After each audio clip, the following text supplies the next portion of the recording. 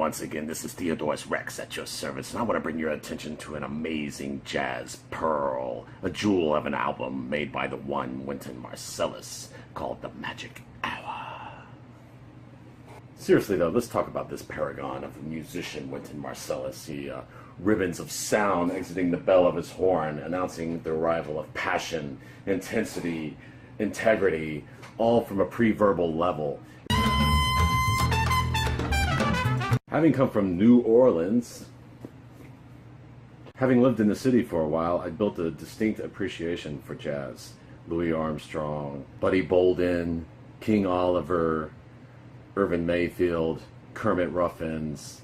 Wynton Marsalis had the luxury of growing up in a family of five other brothers and a dad who played piano, and each of the brothers plays their own instrument, respectively. Trombone, trumpet, Branford played sax, Jason played drums. So they had a little jazz band going early on, and probably explains why each of them are so stellar on their respective instrument. There are many great albums in Wynton Marsalis' discography, but one I would like to bring your attention to is The Magic Hour, which is a album, just a quartet where Wynton is essentially naked. He's the only horn on the album. You're surrounded out by piano, drums, and bass. You have a few guest vocalists on the album as well. The lineup that rounds out this quartet is bassist Carlos Henriquez, drummer Ali Jackson, and pianist Eric Lewis. Two of the tracks have vocals, the first one with Diane Reeves, and the fourth one with Bobby McFerrin. Perhaps you've heard of him.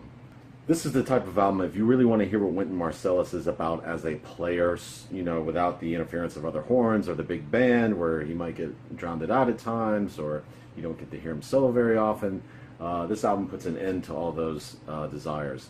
The Feeling of Jazz, the album opener, is he does a little call and response with Diane Reeves. It's an original number, I do believe, and it's quite appropriate to open the album.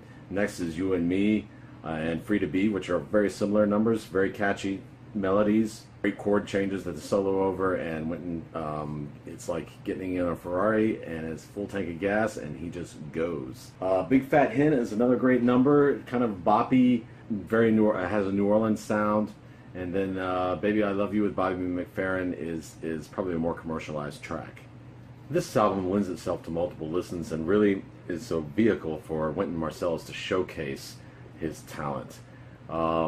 It's also recorded very well. The dynamics, there's some transparency in there, there's an immediacy, and it's just, the musicality is just palpable.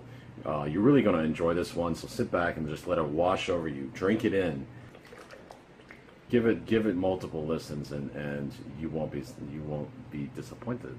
If you're looking for something with just a little more teeth and a little more fire, and maybe a live audience, he did an album the very next year in 2005 called The House of Tribes, and there's a version of Green Chimneys on that album, which I think you can find on YouTube, which is absolutely stunning. I mean, Wynton is on fire and just goes off incredibly. He's just knocking him down left and right, and then he's followed up by the sax, and the whole band is terrific. That album itself is quite a feat and quite a journey. On the House of Tribes, they also tackled the song Just Friends, You Don't Know What Love Is, Donna Lee, What Is This Thing Called Love, and then there's a great second line that marches the album out. What can I say? It's well worth your time and the money. If you like my videos, I ask you to please subscribe at the bottom, and have a great day. Over and out.